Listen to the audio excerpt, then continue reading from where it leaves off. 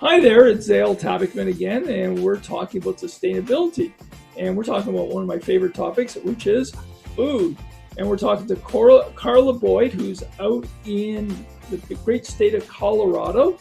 And so, hi, Carla. Why don't you tell us who you are and what you do? Hi, thank you so much for having me. I very much appreciate it. I am Carla Boyd. I am the owner and president of Hemp Way Foods. We are a plant-based hemp food company. We craft small batch hemp burgers, Italian hemp breakfast sausages, and the hemp burger crumble, which is the loose version of the burger, but just crumbled. So it's like you would say it would be like regular meat, so I can make meat pies with it or those kind of things. You could, with the crumble, with the burger, it's just easy. It's, freezer to pan, and as well as the Italian sausage. But with the crumble, in my opinion, it's every chef's dream. It is just like a ground meat, but completely vegan. And you have spaghettis, meatballs, subs.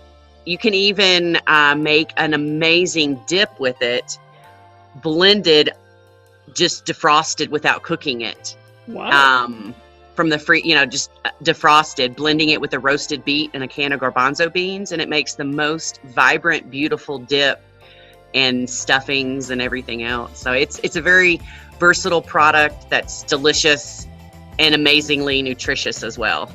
Terrific. So our focus is, of course, on sustainability. So talk to me a little bit about sustainability and how you focus in on sustainability and how you're making the world a better place from a sustainability point of view. Yeah, well, in the sustainability aspects, hemp is amazing. It does so much just for the earth with growing in general. So therefore, like say, hemp actually, the stalk, the roots can take it out of the soil, the toxins, and then also take and then recycles them inside the stalk.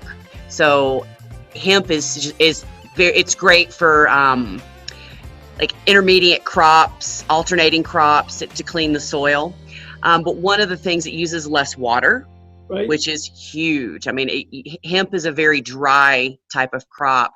And on the sustainability aspect, one of the things that we are doing with Hemp Way Foods is we're developing a model to grow the company, but grow it on a sustainable level with using, so when we launch into, say, like we have a couple different states that we're looking to grow into, but Oregon is definitely one of them, North Carolina, Kentucky, those types of states. But to me, it's not feasible or sustainable with the trucking and the ingredients and everything, shipping my food from Colorado to these other states. So one of the things, and I've had my company 6 years, and we've grown very slowly. We've built a solid foundation, but it's always been my hurdle getting over the fact of how do I get my products to people all across the country, but yet I consider myself a sustainable food. Well, what we're doing is we developed a model of a franchise model, very strict, one per state, but those states use all the ingredients that are available to them on a local level.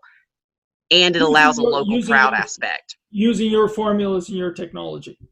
Very much so, yes. Everything, it's cookie cutter, going into what's been built, and the foundation's been built here, but just mimicking it in each and every state. I love it because that's exactly my same business model. But this is really about you. It's not about me, but I know exactly what you're telling you, and it is phenomenal.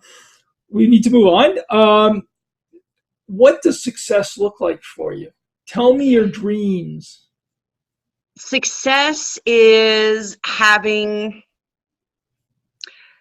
multiple franchises open and in say, let's say 6 states.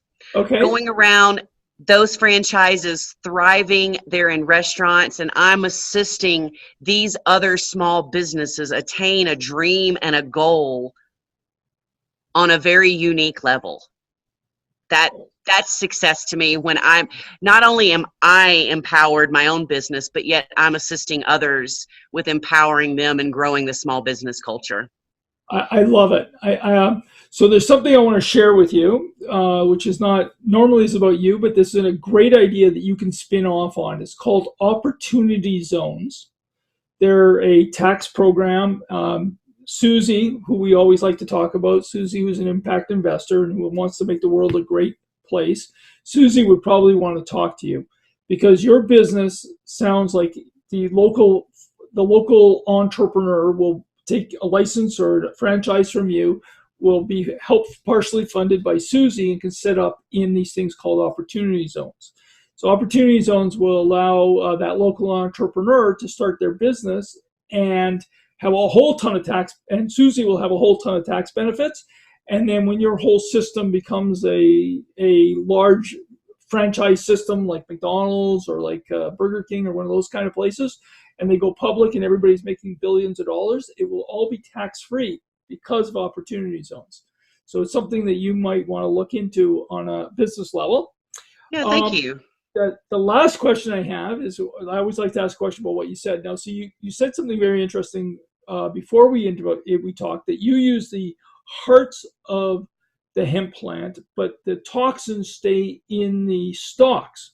So that means that when anything is bad in the soil, it'll be sticking in the stalks, but it won't go into your food because it's in the hearts. Do I kind of understand the technology and what's going on there correctly? Well, I am not well versed in the whole scientific aspect of this, but Remember, Susie, we're talking to Susie. Susie, but yeah, but as far as, when I talk about like really removing the very let's say, really dangerous, like Chernobyl, things like that, really dangerous chemicals, I don't believe that would ever be used for food. Okay. Even though it doesn't really, that would probably just be destroyed type of hemp, even though it is processed. I mean, I don't know that for a fact, but that's some of the stuff that I've heard. But as far as clean, soil, like everything that I buy hemp heart wise is, from an organic farm, that type of thing. So my hemp hearts aren't necessarily used to clean soil. Got it. But as far as it is a sustainable crop to grow on being very less use of water, very minimal water use. You don't have to use a lot of pesticides, that type of aspect. So let me I just want to make sure I summarize for the answer so that it's very clear. When I was asking about sustainability, you were telling me how great the hemp plant was. And then you also told me about how great your business is, and your sustainable model is to make your business local everywhere so that people are not moving food or moving your products around. So there'll be always local products. There were two separate stories you were telling and sharing with me, and that's where I got very confused. Because as I like to tell everybody, I'm very good looking, but I'm not very bright. But anyways, I appreciate your time today, Carla. This is a great story. You're the first person I ever heard about doing in the hemp business and the hemp food business, and this is tremendous. And so thank you. Thank you. I very much appreciate the time and the opportunity. Okay, great. Have a great day now. Bye for now. Thanks, you as well. Hi there. I hope you enjoyed that video.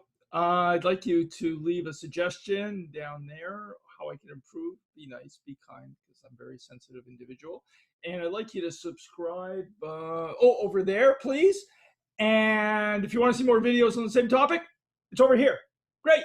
Thank you. Take care. Bye.